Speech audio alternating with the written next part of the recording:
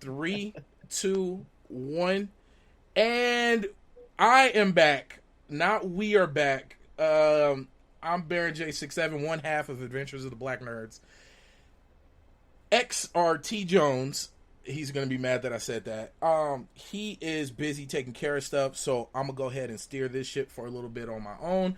And as people know, I ramble, I talk a lot, and now that he's not here to kind of steer me in the right direction, I had to make sure to bring somebody in to interview and to keep me on track, because you guys know I can go from everything from Donald Trump's toupee to how can we feed kids over summer. And I'm just happy to be back. I swear, I want to say this is episode like 55 or 56, and I'm probably completely wrong. And I just want to shout out Tone Deaf Network for being patient with us. Tone, I'm sorry. We talked about it in the Urban Retcon. We are here. And I'm making things happen. We're making moves. And, yeah. So today is something very special. I got a dope friend from college, Mr. Dre Money himself, Dre Money Tjones. That's what I'm calling him on this podcast. Interviewing Dre Money Tjones. He is a grad student professor over at UC San Diego. He has 1 million records behind him and about half a ton of books. And first off, I gotta say, welcome. Hey man, it's my pleasure. Yeah. So, man, so now that I got you, and I just realized you got a bunch of records behind you. What is your favorite vinyl that you own right now?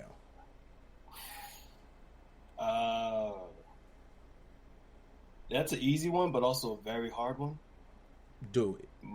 My favorite record, hands down, is a birthday gift that my girlfriend got me a few years ago, which is a first original press of Thriller. Whoa! Like original cover, no creases, perfect condition. Yeah. Anybody who knows me knows I'm a real big Michael Jackson fan. I mean, if that comes up later in conversation, I'm willing to. Willing to talk about it in whatever way possible. But Thriller, yeah, I would say Thriller for sure is my favorite at the moment. I mean, but like I said, that's too easy. You know what I'm saying? Okay. So what's a? Give me a record that you're almost embarrassed to tell people you love. Oh man, a record that I'm almost embarrassed. First of all, I'm not embarrassed about anything. See, I like that. You know what I'm saying? But what I will tell people is the fact that, I mean, yeah, probably, here you go, nerdy fact about me. I'm a real big classical music head. Nice. So one of my favorite records that nobody would probably ever imagine someone like me to have is the soundtrack to Amadeus. Whoa. Like the movie? The movie, Amadeus, yeah. So, one of my favorite records, I'm like to this day. See, now for those who don't know about Amadeus, that was a movie from the 80s or early 90s? I think it came out 83. Okay, and it was it about not Beethoven or Bach? Which one was it? Mozart. Yeah. Mozart, thank you. Yeah, great film, greater soundtrack. For those of you who like classical music, it's kind of an acquired taste. And now for me, yeah, it's hard to sort of explain it, but like me, I grew up sort of in the classical music world. Okay. I played the clarinet in different symphonic orchestras around Southern California, and I even played at Riverside, also the UC Riverside Symphony. So I've always just loved classical music. So I will say that my most random record that I like, that I enjoy, that I will play every day is Amadeus.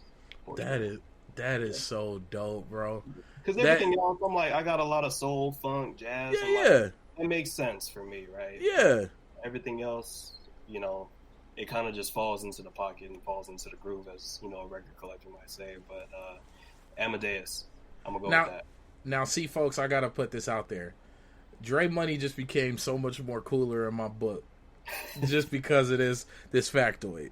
Because I will go dig through crates but I will not. I don't have a record player. But I just like going to record stores. Like, lucky enough, the city of Riverside is blessed enough to have a full-fledged record store. Actually, take that back. Within a couple miles of each other, we got 2 places where you can go digging through records. And that's not a swap meet or a secondhand store. No, like full-fledged record store. So we got a FYE, For Your Entertainment, in a mall. Wow, and then, yes, the FYE is still there. I thought all of those were gone. Nope, we still got one. You can go up in there, get special edition pop figures.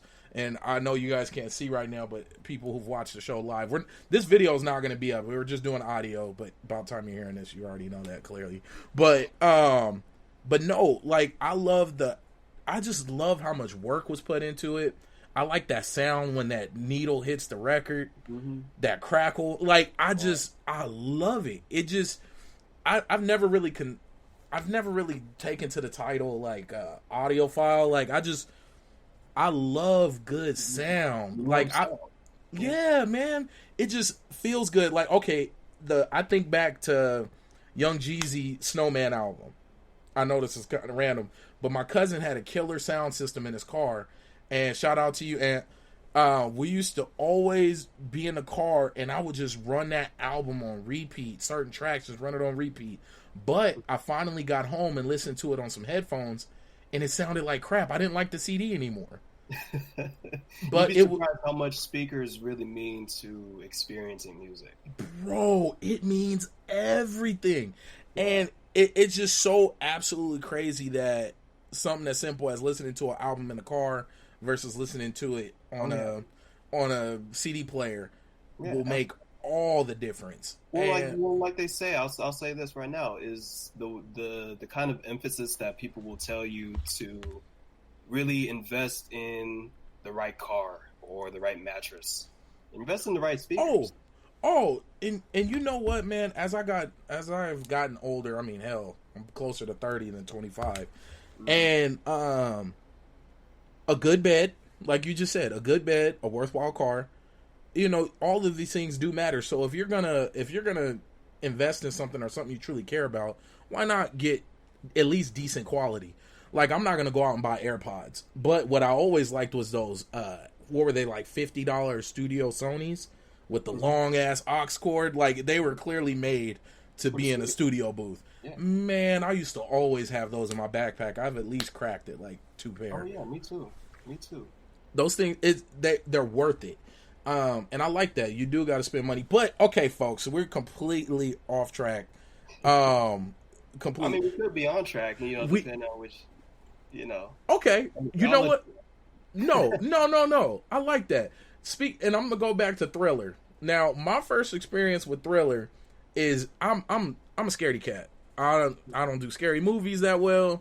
I mean, I'm jumping over people. I've literally went through a haunted trail with one girl, ran out with another, because I was just took off and she couldn't keep up. The dude with the chainsaw was coming. Yeah. She wasn't moving quick enough. And then Universal Studios. Bro, no, this was like at one of those fairgrounds. Like, they took like an old park and. Yeah, so it was probably scarier. I'm not gonna lie to you. I don't mess with that. Bro, but let me tell you about the time you brought up Universal Studios. I went during the year they had the whole the Saw maze.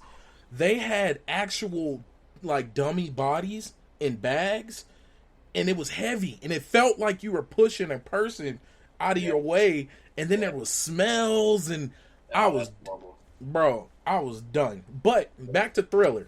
Yes. I remember being at my grandmother's house. When that video would come on, I would hide under her piano. Just absolutely terrified of that video. Right. Like, I mean, but now watching it now, it's just a dope piece of work. But I was, oh my God, Thriller scared the living hell out of me, man. Oh, yeah. But okay. So, folks, the main reason I brought Mr. Dre Money here today, graduate student professor, is to talk about his thoughts and kind of bounce ideas back and forth on the state of education, and not just education as a whole, but specifically how you're in the ethnic studies department, right? Yeah. Mm-hmm. Okay, ethnic studies, and I just really want to know, like, how is ethnic studies taught in 2019, where you have internet, you have this general level of wokeness within the black community, within the world. You know, you got people who, I guess you can call them social warriors. You know, like it just it's a different climate. You know, you got memes about Hotep people, and everything is there for you. Now, does that mean people are properly using it? Probably not. But so. What's your thoughts on ethnic studies in 2019? Okay, well, so just to give a brief overview of what ethnic studies is, for a lot of people who might not know what that is. Ethnic studies is a discipline, or what you would call an interdiscipline, academic field that was primarily housed here in the state of California. It's making its way across the country, more notably. I guess more regionally, you would probably hear, ethnic studies, critical ethnic studies. Some people might call it critical race studies. And then if you sort of web out into other parts of the country, like maybe the East Coast or the Midwest, you'll run into programs that are called American Studies. Or sometimes they'll be called cultural studies, but they're all kind of under the same web of interdisciplinarity. And when I say interdisciplinarity, I really mean to say that it's not a traditional academic discipline in the same sense that you would think of history or sociology or anthropology, but it's more of a conglomeration of people who are trained in these fields that sort of justifies and sort of, collaborates into one sort of recognizable ethnic studies, right?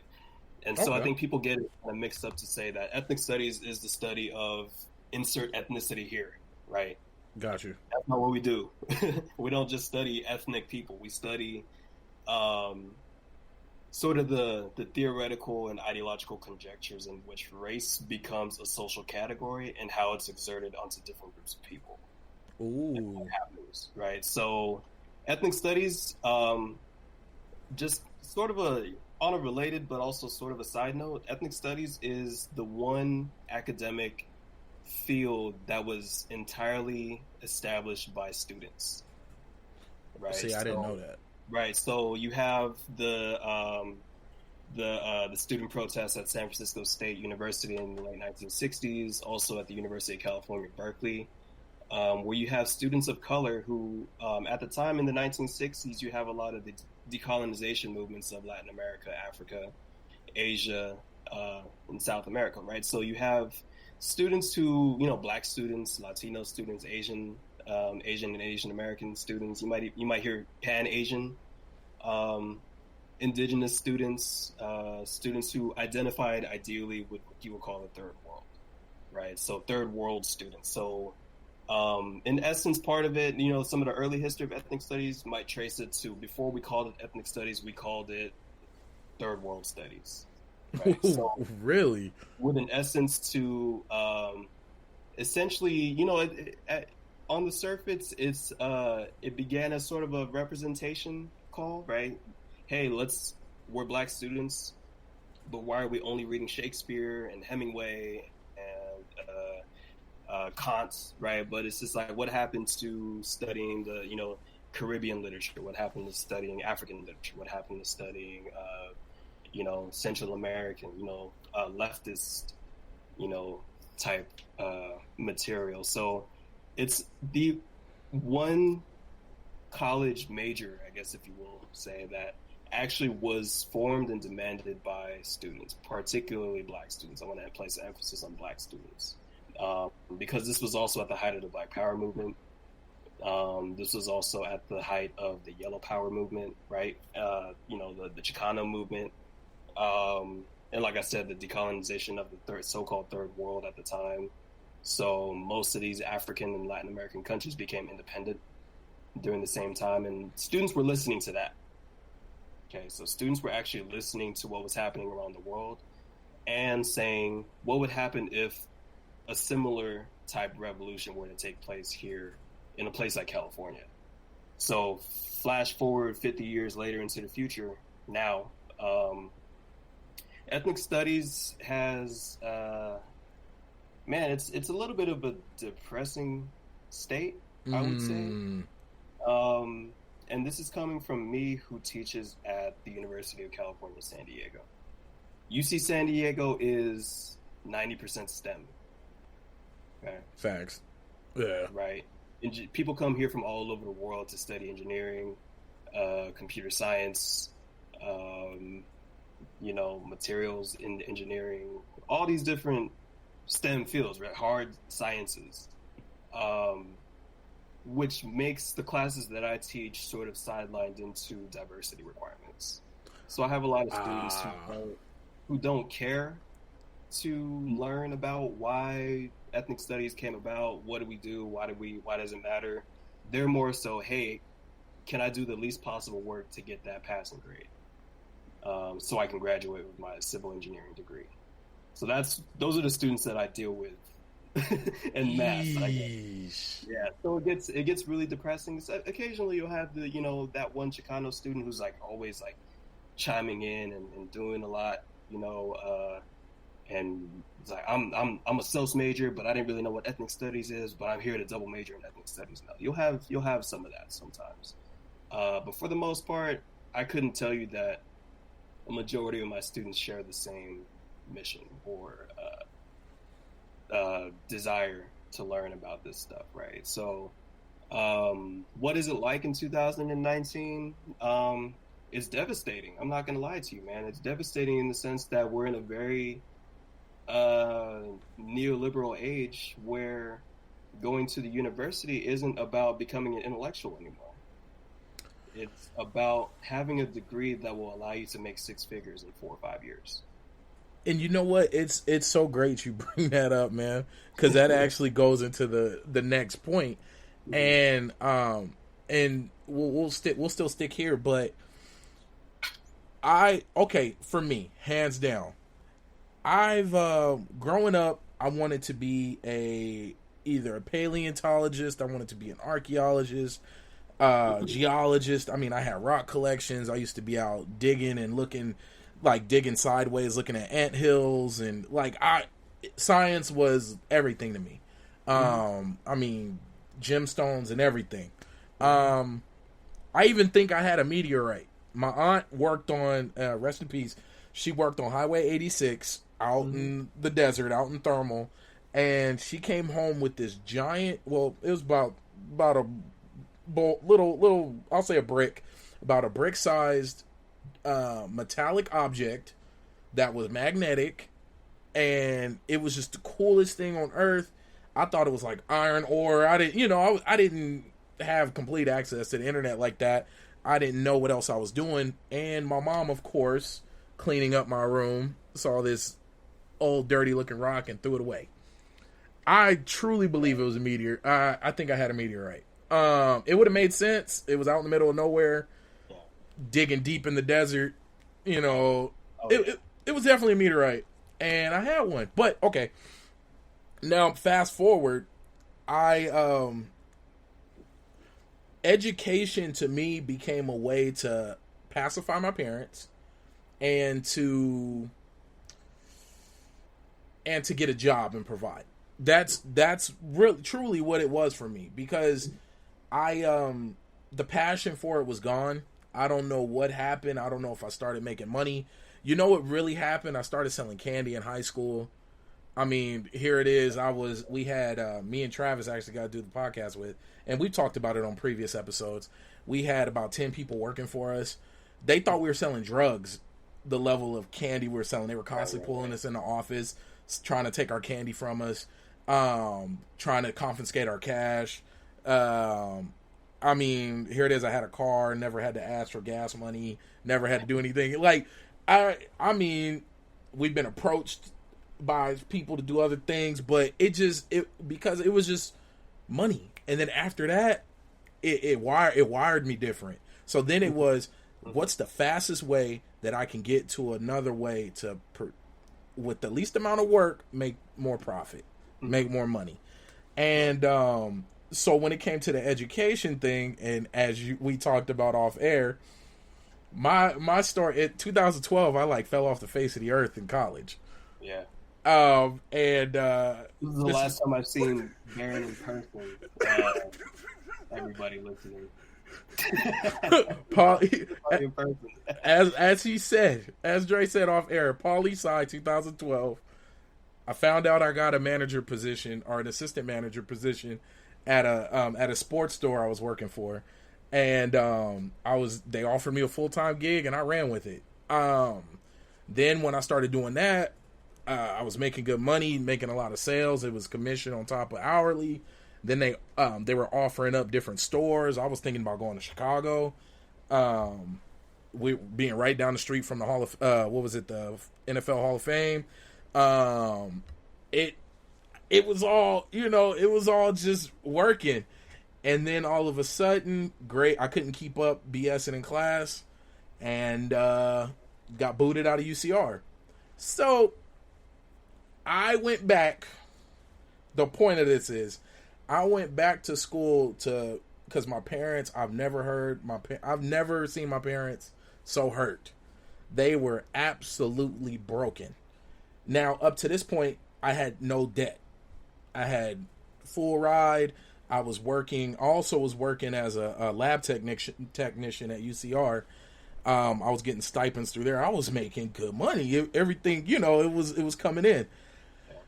Well, the moment that I got booted out of UCR, I couldn't be a lab tech no more, so that money fell off. That died immediately.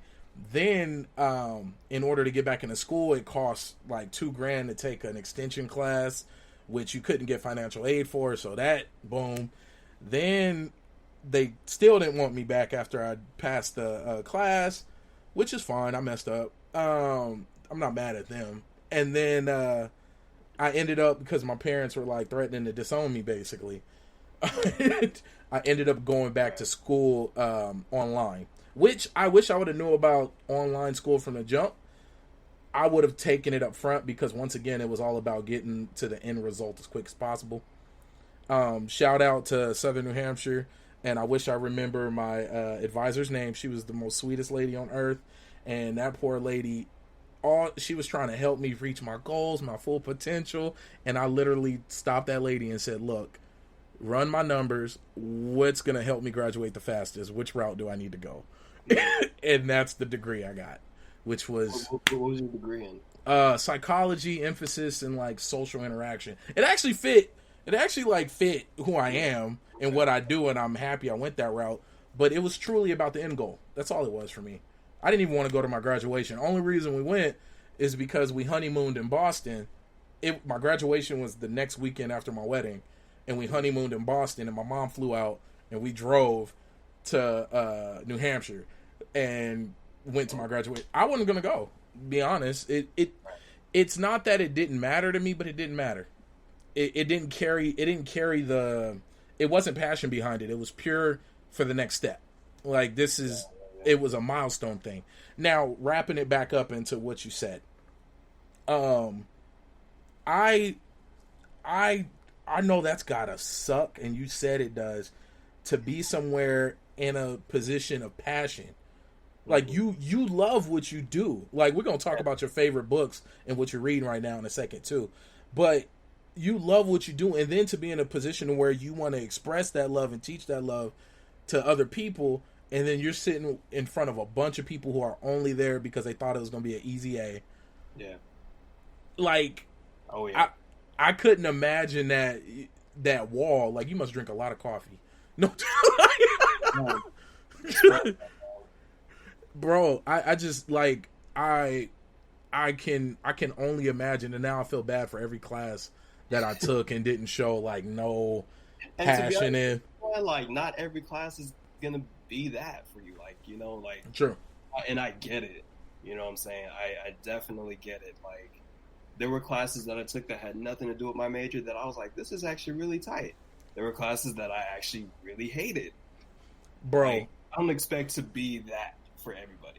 I'm not some sort of messiah in Black studies. I just want to be that sort of medium to say, for example, a lot of my students might take out their frustrations to their evals, right? To their evaluations at the end of the semester. Oh my God, we got to look at your Rate My Professor online. No, I don't have one actually. Oh!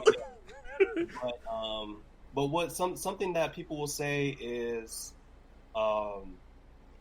Professor or Andre was too biased. He only presented one side, and wasn't willing to look at both sides. I'm like, okay, cool. Let me tell you this. You know what that other side is. You're here to learn this side. You know what that other side is. You grew up and you were raised in the other side. So why do I need to regurgitate that? Right. So facts. People will say, so things will, like, and then when like people like to say, hey, just playing devil's advocate. The devil doesn't need no advocates. He's the devil. Yeah, he is. He's that. Yeah. Like, why do I need to bring that back into the room? Why do I need to bring that into the conversation?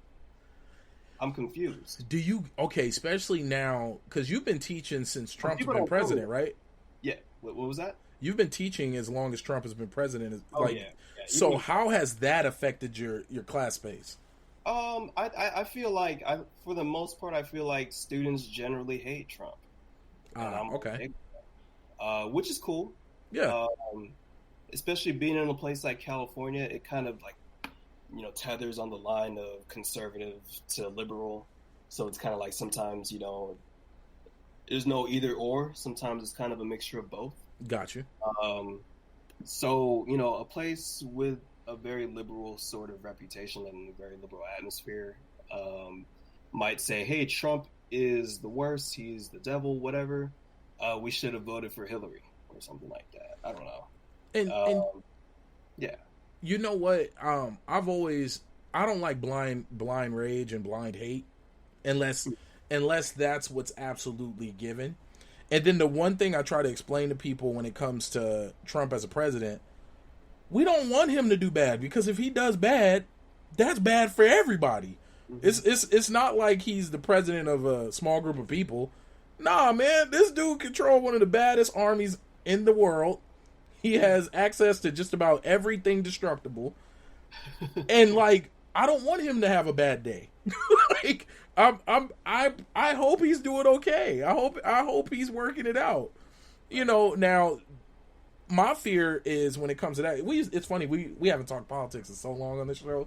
Travis gonna be mad at me. But one thing I'm worried about when it comes to Trump is I'm more worried about post-Trump.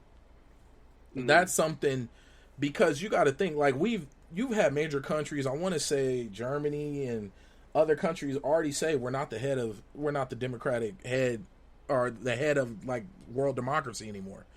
Like, that's a first off, I don't like being a police period of the world, but that's a big title to not step down from, fall down from. Now what are we going to do after Trump, whether he does another 4 years, which honestly I think he is. Just the energy, I think he's going to win again, bro. The energy feels the same as it did last time. People don't believe he's going to win. Nobody paying attention to the Midwest. Nobody paying attention to the Bible Belt. It feels exactly the same. I mean, I've had people look at me like I was nuts. Bro, I knew he was going to win. I was like, just take a ride just hit a back street. Like, just drive somewhere. Look around. Pay attention. Right. But back to the classroom setting. And the reason I asked about that is because I've noticed people feel a lot more free, I guess. They not inhibited, like those things that stopped them. Like, maybe I shouldn't say that. People feel a lot more emboldened to say, like, don't let Trump get you beat up. It ain't worth it. Like, come on, man. What I've always hated is it's not a hate. It was always an envy thing. Like, okay, for example, when I learned how to drive, my family taught me how to act while driving. Mm-hmm. I learned how to act while going to the grocery store. When California got rid of grocery bags, that bothered me, because now I find myself spending 10 cents just so I'm not walking out the store without a bag. Right. Yeah. Like, and these are things that not only did I notice, but I was raised. Yeah. Well, also, my mom to this day tells me not to wear my hood outside. Bro, that. No, I'm not. She'll text me saying, "Make sure you're not wearing your hood." I don't ride deep in a car. I'll never have a full car unless it's my kids. Mm-hmm. Like, unless it's my kids in the backseat, I do not ride deep. I don't. And it's just, it brings unwanted attention. Now, we could be going to church. Mm-hmm. You know what I mean? We could be going to church. We can be going to school. We can be going to feed the homeless. But I already know that when you first see me, that's not what you think. Those thoughts don't even register. They don't even hit the scale. Absolutely. And so knowing that, but you know, and I just wanted to know how that played into the classroom, especially being in ethnic studies, because especially as you said, people were thinking you're coming from one side, and it is not necessarily, it is one-sided. I mean, like you said, we already know everything else. You were raised up from kindergarten on. Okay, what happens when you have someone who doesn't know how to teach a particular angle? You're being actually, you're kind of getting screwed over, So, I don't know, man. Dude. It's kind of just the nature of the field, Man, that's crazy. Have you had any like serious argument or debates with your students?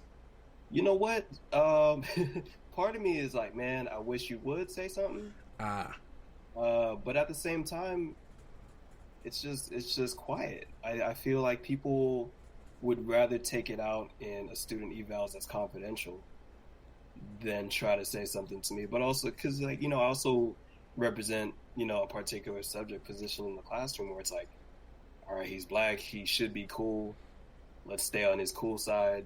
And then once he gives our grades, then we can go out on him. Got you. So it's no.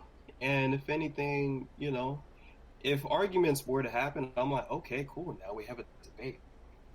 Who's gonna chime in next? But it's I feel like for the most part it's a little bit more apathetic. I got you.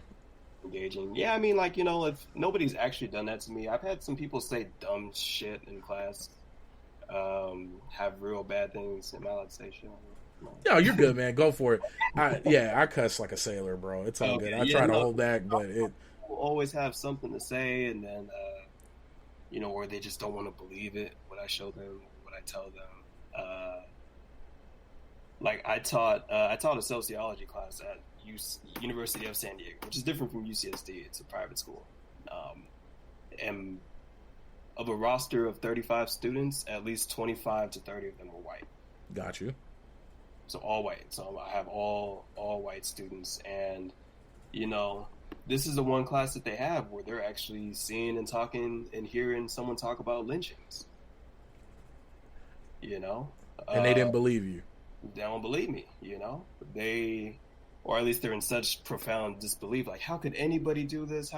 Which is, sort of the liberal paradigm of sort of neglect, right? It's like, no, I want to believe that Americans are just good-hearted by nature and that we all want the best out of each other as Americans. Actually, no, that's not at all the truth. That's not what history tells us. Yep.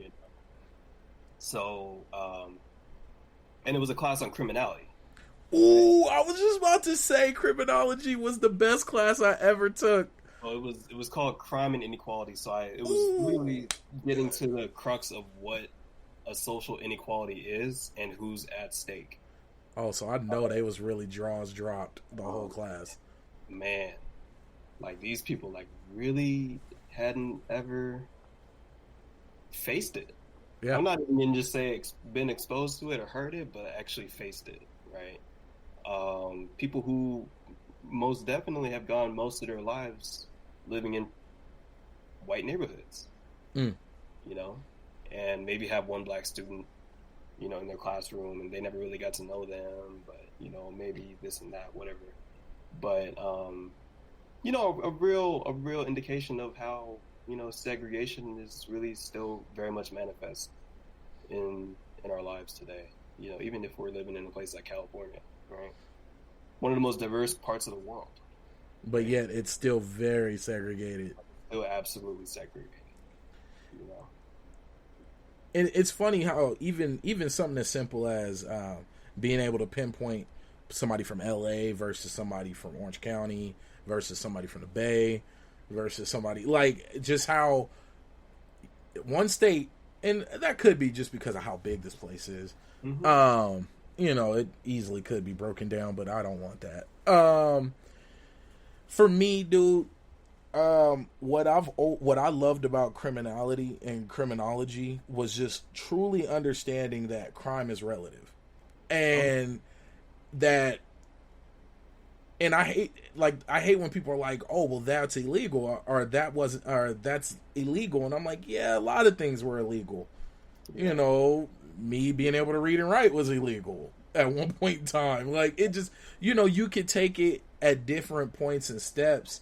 And it was so cool to see how just time and different laws and how laws evolved and where it stemmed from, where, pointing people out, or what, I forgot who the guy was, but based on people's skull size and blah, blah, blah, blah, blah, situation of their ears and eyes and blah, blah, blah, their heights, and that's how more likely they were to be a criminal. And it just, all of that stuff that, and this was, damn, I can't believe how many years ago this was, but criminology was a dope class. Okay, top 2 classes that ever were criminology and evil. I took a philosophy class, evil. Bro, that was the dopest thing. They asked off the wall questions like the whole God paradox, like, how is God all powerful, omniscient, omnipotent, and benevolent, but he can't walk while sitting? Or, it was like, here it is, he can do everything, but still within, like, some basic physics, there's things that are, infinite, but not infinite. Like, it was just crazy, off-the-wall stuff. And, I wish I would have dove more into that in school, because whenever something can catch me and light up, I run with it. But that goes back to what you were saying. People going to school, getting a degree, just to make 6 figures, but missing the whole beauty of it. Yeah. And speaking on that, do you feel college degrees are inflated nowadays? Well, I guess the example that I would give is the fact that back in the days, it was, and I'm over here saying back in the days, right? we're talking like we're a bunch of old dudes. That's funny as hell. So my perception of the American university before Nixon and Reagan, gotcha, like that, was to study the classics, man. Like, study not just Marx, but study, psychoanalysis, study, Greek literature, all these different things that sort of made you the sort of, what's the word I'm looking for? But the sort cultured, cultured Renaissance figure that, is supposed to be socially esteemed. A learned man. A learned, right? And if you were black and you knew all this stuff, that just meant that you had, sharper tools in the shed, right? So, back in the day, as I said, back in the day again, right? So it's just like, now, I guess what we were talking about off air is like, like we can have, X, Y, Z demographic is the most accomplished or the most represented in the American university nowadays. Now, automatically we hear that, we think student debt, right? Yeah, that's my first thought. So it's like, I got friends, very close, dear friends of mine who I've met here as graduate students, and even friends that I have in other parts of the country, racking up $100,000, $150,000 in debt, from a master's degree. Jesus. And that doesn't make anybody less smart, because and these particular people I have in mind would have been doing the work, would have been reading the literature with a degree or not. they just love it so much that they want to be a classroom setting in which they're able to, read and engage with other people who share the same sentiment, right? And I think that's kind of like why a lot of us go to grad school. I didn't go to grad school because I want to make a lot of money. I went to grad school because I was like, hey, my undergrad was cool, but I kind of want more. Got you. You know what I'm saying? So, I mean, inflated, sure, that's a good way to put it. It's just like, I got friends who have master's degrees that can't get a job, They can't get a job in the field in which they got a master's degree. So, and it's definitely to say that, there are obviously different fields, different disciplines, different universities that are valued way more than others. Some of the smartest people I know went to community college. Hands down. Some of the dumbest people I know went to Ivy League schools. Hands down. So it all kind of depends. I mean, man, it's crazy. Like people pop up immediately. I know are not to be trusted. We're the ones who went to the private elite colleges. So it all kind of depends. And you know what, man? It truly when it comes to the way like I said earlier, the degree was a stepping stone to me. Now that I'm in so I work in social services now. Now a lot of people in my workplace don't have degrees, and it's usually time served within the company, who blah blah blah, all that typical workplace corporate office stuff. But what I've noticed is when I look at somebody who has a degree, I see somebody who can complete something. Mm-hmm. I don't think you're smarter. No, I think you just know how to sit down and finish something. I think you stuck around a lot longer. That's all Man, I'm in a PhD program. I'm about to be in my 6th year. Could I have done this work without going to grad school? Absolutely. But I absolutely wanted to have the credentials, I guess, if you will, to teach at the college level. That's why I stuck around and did it, right? Could I read Baldwin? Could I read Malcolm X? Could I read Toni Morrison without being in graduate school? Anybody can. Fact. If you have a library card, and if you have a computer that can download PDFs, yep, you can read anything basically, right? So when I see people with PhDs, I'm just like, yeah, it just means that we stuck around longer. Man, I don't walk around talking about like, oh, I got a PhD, therefore I must be a this, that, and the third. No, I don't, and I don't expect to, and I really hope to God nobody else does, even though people do. Yeah, but absolutely not. And you know what, man? I've always found it beautiful to come across people who the first thing they talk about is something they love, not something that they're doing. Like, I never, like, we haven't talked in a while. I didn't. So good, what do man. We just jumped right back on it. Yeah, and it's but it's like the first thing I didn't say. So what are you doing for a living? Like, how do you pay your bills? Like, I've always hated those type of questions, and I've always hated people who press those type of questions upon you. Like, first off, I always tell people, like, I push papers for a living.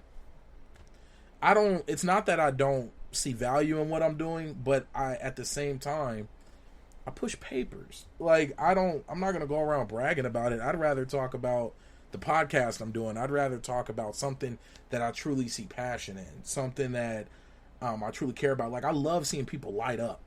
Like, and that's actually something I wanted to talk about too with you, is how does it feel to see that light bulb click in people's eyes, man? Like, I feel like I've done my job, Dude, for me, and I'm not even a teacher, but just when I'm talking to somebody, and like when I had a coworker barely found out the NFL is a nonprofit, like, and her world, she almost fainted, like, and just because so much started drumming up, and I was like, So now things are starting to make sense. Like why there was such an argument about the whole military thing and the kneeling and the Kaepernick and like a lot of it's all business, but at the same time it's a nonprofit. It's like, why do you think they do all these Play 60? Yeah, they like kids, but it's because they have to fulfill a requirement. Like you're under this certain thing, so there's so much money you can't technically have profit. So how do you do that? You do a bunch of events, a bunch of community service, bunch of this, bunch of that. Let's go to this hospital. Take the right pictures. Yeah. Oh, we want to sponsor this event. Oh, we're part. And it's nothing against them. I love good business. Oh, I love good business. Now, some things do get shady and abused, but like I know if I really wanted to be rich, I would have went down and became a priest. A reverend. If I really, that's why I never did it, bro. I don't think I've said this on air. I've been approached twice by random people, random soulful, full of God, black women, pulled me to the side. Baby, why aren't you in the church? There's something about you.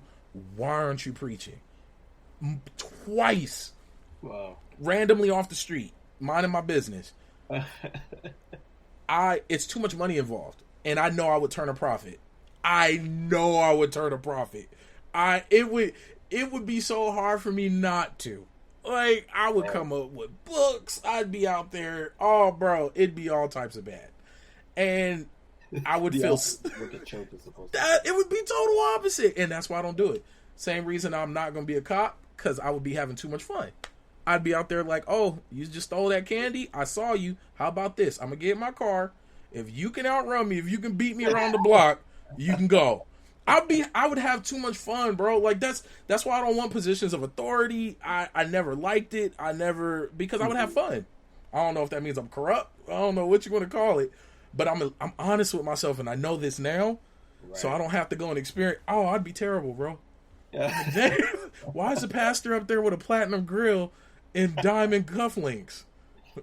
God willed it. No, I'd be terrible. Make sure whenever there's some sort of a natural disaster that you close your doors. Bro, that and stuff like that. Like that. The fact that church buildings and whatnot are closed, I should be able to walk into church at any time and pray. Like it's a nonprofit. Mm-hmm. It's everything about it is supposed to be for the people, by the people. So why shouldn't the people be able to use it when they want to use it? Now, destroy it? No. Vandalize? No. But if I want to go sit in church and pray, I should be able to go sit in church and pray. Mm-hmm. That's just my feeling about it. And once again, this is why I didn't go down that road. Very interesting take on why you didn't do that. Bro, it would have been. Oh man, I mean the most authentic thing I've heard all week, bro. I mean it, and people just look at me like I'm nuts. I'm like, you're lying to yourself. I would be making so much money. I'd be on TV shows. I'd be with Ayanna Vanzel. It would be dope. Like, I'd have Oprah come by every now and then. I'd make sure to have a celebrity at every week. I would do, like, baptisms of rappers who were, like, bro. Yeah. The marketing would be ill. I'd have the youth all decked out. Bro, I would take modern, like, whatever music. If it's trap, modern trap. It'd be trap for Jesus. Bro, it would be Jesus. Huh? Bro, and then okay, so this has always been, we are really off topic. This has always been a dream of mine when it comes to a church. As much money as I'm thinking, like a mid-level neighborhood church, 500 people every Sunday, 2 sessions, so about 1,000 people. You're getting anywhere from $20 to about $30 minimum average per person for tithing and whatnot. Okay.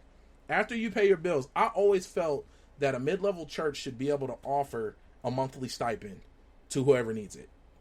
Like, it should be an open whatever. Like, oh, I need help. Pam, we can't afford their rent this month. Yeah. Like, simple thing. Because at the end of the day, here it is. I'm investing in the church. Right. Now, I do understand churches cost money. I'm not silly. I understand that they cost money to run. But how about you create a fund that says this is to help keep the church running? That's what this tithing is for. It's for people. This one is for people. Now, some churches do break it down like that. Let me not knock all churches. I've seen churches where they're like, no, this is to get the kids to go do overseas ministries. This is to help build houses here. You know, I've seen those type of churches, and I know they exist. But I just feel like it's not an everyday thing. Usually, it's just put the money in the pot, and we will figure out what God want us to do with this money. And yeah, I mean, I don't think you're wrong, man. It's just too much money. It's too much business involved, and that's a big reason I didn't go that route. But wow, we really went from school. First, we went from man, what did we talk? Records, Thriller, to Why I'm Not a Pastor. And bro, my church would be jumping, bro. I already know it would be jumping. Hey, did you watch? Okay, I've never talked about it on a podcast, but did you watch Killer Mike's Trigger Warning? No, I didn't. I actually didn't. Bro, you have to watch it. Please, I'll give you my Netflix account just so you can watch it. Okay, I'll watch it this week. I promise you. Bro, so he has an episode where he creates a church called the Church of Sleep. Okay. And sleep is so important. He was like, it is one of the most important things. They had church in a strip club, bro. Like, and their Messiah was this dude named Sleepy. Like, his homeboy named Sleepy.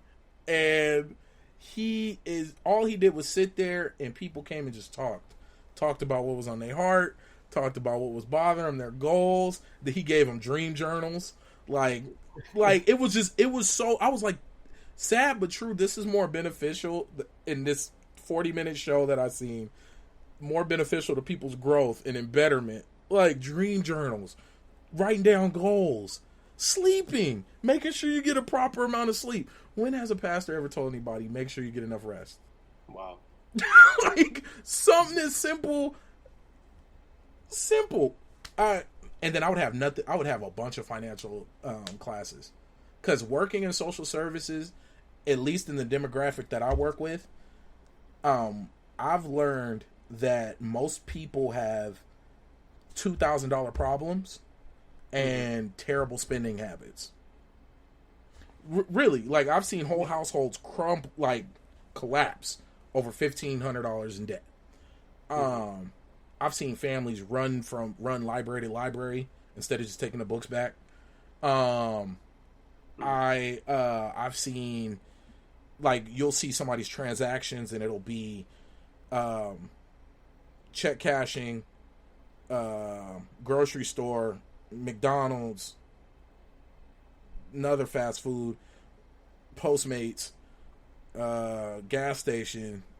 Like, it just, and I'm like, a lot of the times it's just lack of education. And it's also humbled me in the sense of I don't judge anybody. Mm-hmm. I don't judge anybody because everybody didn't have a situation where you had somebody talking to you. Mm-hmm. Like, who really who brought books into your world? Mm-hmm. No, like, real question, Andre. Like, who? Yeah. I would say probably my dad for sure. Yeah. See, yeah, did they also just like growing up, like, you know, just a lot of just curiosities, and I think also we talked a little bit off air. It's just like, you know, you and I as Black men, like, we have a particular set of social requirements. Facts. I don't know how else to put it, but that is beautifully stated. Right, requirements. There's a criteria of what makes a socially equitable Negro man, I guess. And it sucks. And to be honest with you, man, I don't think I fit into any of that.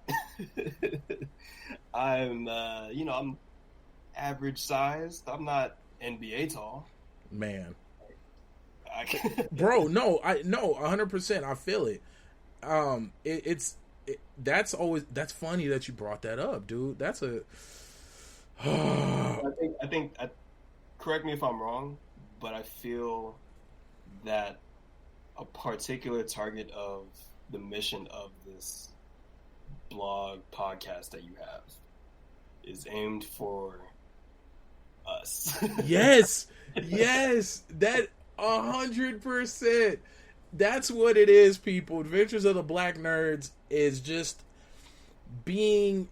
First off, everybody's nerdy about something, whether you want to admit it or not. I won an argument with somebody over fantasy football because I told them all they're doing is playing Dungeons and Dragons with real life events. That is all. Don't kid yourself, people. Where's the lie? There's no lie. Fantasy football is Dungeons and Dragons. Don't kid yourself. And it's played not off of dice rolls and somebody telling a story. It's played off of actual physical people. Like, it's Dungeons and Dragons. That's brilliant. Hey, whoa, babies. Okay, I love you guys. You guys need to go with mommy, okay? I love you. No, it's okay. I love you, baby. Oh, it's bath time. Okay. But man, it's absolute. That's what it is. And it's nothing wrong with that. Bro, I try to tell people whatever you're passionate about, whatever lights you up. Huh? Go 100. Man, as long as it doesn't hurt nobody, yeah, it's all good. If you love cars, like I remember I used to with an ex of mine, she would get mad because I'd be playing Skyrim all day, Elder Scrolls, slaying dragons. She was like, "Oh, you're slaying dragons again." I was like, "Well, what'd you rather me do? I can go to the bar like anybody else. I can go out clubbing. I can do that stuff, but I would rather do this." You know, it's everybody has their thing, and be yourself, people. And if you don't have your thing, figure that out, man. Bro, please. I feel bad for miserable people. Like, and I truly believe it's lack of hobbies and lack of being honest with yourself. Like, what do you enjoy? What do you enjoy? If it's reading, read. Bro, audio. Okay, so I used to be kind of a purist when it came to books, but somebody hit me to Audible and it's messed me up, bro. Yeah. I Audible like crazy. Right now I'm on my 3rd lit RPG series. Mm-hmm. Bro. I mean, somebody magically took literature and role-playing video games and combined them into one so that I'm hearing a story and it's basically like me listening to somebody play Elder Scrolls or The Witcher. And when they get a certain amount of kills, they get level ups. Their weapons have stats, and somebody's keeping a legit stat board throughout the book. So every chapter you hear where the main character is at progression wise and how many. It's so up my alley that I didn't even know it was possible. Like, it's like, how do you merge the books I love, the video games I love, and the type of TV show? It's your life, bro. Boom, into one.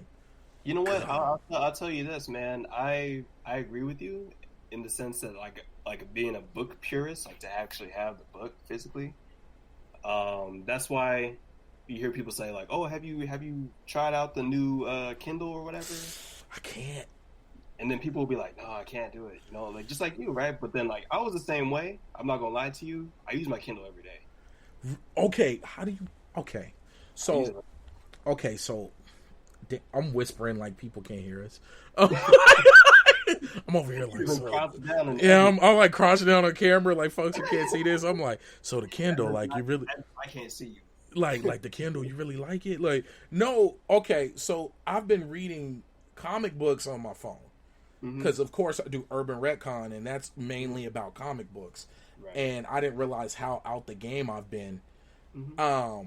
But I don't have the time to go to a comic book store, and then I don't like ordering certain stuff online, like like records. Let's say I really was buying records, I would never order it online. I wouldn't do it because that ruins the magic of it. Like, could you imagine going to a record store, digging and finding Thriller? I could see you buying it, just even though you already have one. I have 2 copies of it. See what I'm... Thank you. My point proven. I know that if I went to a record store right now, even though I don't even have a record player in my home, and I seen something like Thriller or MF Doom or any... Like, I seen something that's truly special to me... I'll get it. I'm buying it. Yeah. And hands down, I'll pin it on my wall behind me. Like, it really... That's how I feel about it. Yeah. But... You don't get that same magic if you just order. Find it online. Yeah. Bro, when it comes to pop figures, I easily have over 100 pop figures. I buy them when I see them. If it kept, I mean, I'm just like, I just picked these up. Like, it caught my eye, and it was pretty, and it was cheap. And I mean, I think I got 2 of these ones, so I'll probably flip that on the internet. But like, it just it's the magic of it. It feels good. It's like, what? Yeah, of course. That specialty. Yeah. Wow. You know what's funny? We hit all the topics. Did we? We did that, bro. Hey. And we even worked in some different ones. We're at the marker. This is it. Any further, and I'd be getting hushed by Travis. I'm spiritually feeling him right now, telling me to shut up. Yeah, bro. I talk too much. It's all good. I should have gave you that pass, like just like a little stop sign or something, like all right, B. Like, I'm like, oh, all right. But no, okay. So I mean, I'm throwing you on the spot on this one. Do you got social media you want people to connect with you about? Yeah, I mean, sure. I mean, I'm an avid Facebook user, so you're welcome. Noise. Facebook, Twitter. Ooh, I love Twitter, bro. It's so pure. Yeah, I'm on Twitter. I don't post that much, but like I look at it. Bro, that's where all the beauty is, man. Yeah, so so I'm on Twitter, Andre Maurice, AUNDREY MAURICE. So I mean, if you want to find me, find me. If not, bro, I gotta say thank you, man. Seriously, thank you for taking the time out with me, and thank you for coming on Adventures of the Black Nerds. This is what we do. Black Nerd. Bro, Black Nerd. I gotta get like a Black Nerd stamp or like a sticker or something. Twitter, like, man, right? It looks like a Black Nerd. Verified nerd. Yeah, great. Bro, man, this is so dope. I'm happy we did this. It's good. Everybody okay, shout out to Tone Deaf Network. Tone, we did it. We back. We active. I'm gonna get this to you ASAP. And then I even got a bunch of other interviews coming up. I'm about to interview Morris. I was literally gonna tell you. I'm about to interview Morris. Bro. Morris, if you're out there listening, we love you, man. We love you. Make money, get money, get money, get money. Let's see if we can do this ooh. We gotta make that happen. I don't know Barrett, I want you to figure that out because I want that to happen. We gotta make that happen. It doesn't even have to be an official episode, but just in general. It just has to happen. It has to happen. I don't know how else to convey that to you. So yeah, no, it's gonna happen. We're gonna figure out a way to make money, get this podcast cracking, and then we're gonna get Morris to like sketch us live. Morris is like he's making moves right now. Hell yeah! What is he running? What is like? It's a good time to find him and track him down. Hell yeah, he's killing it. What he's doing augmented reality stuff right now, right? I believe so. Ooh! Oh yeah, y'all gonna love, man. We're gonna love Morris, that. I owe you a phone call. For real, man. Okay, check out all the links below. Tone Deaf Network, Adventures of the Black Nerds. I'm Baron J67. Make sure that everybody send love out to Tjones. There is an X in front of it. He doesn't like me to talk about that. It's a placeholder. Whatever. At XT Jones. All the links are below. And I just got to shut up and say peace. You going to say bye, Andre? No. Yeah. Peace, everybody. Stay active. Stay active. Read something. Find a hobby. Read something. Find a hobby. The world is out there. Go find it. Peace. Peace.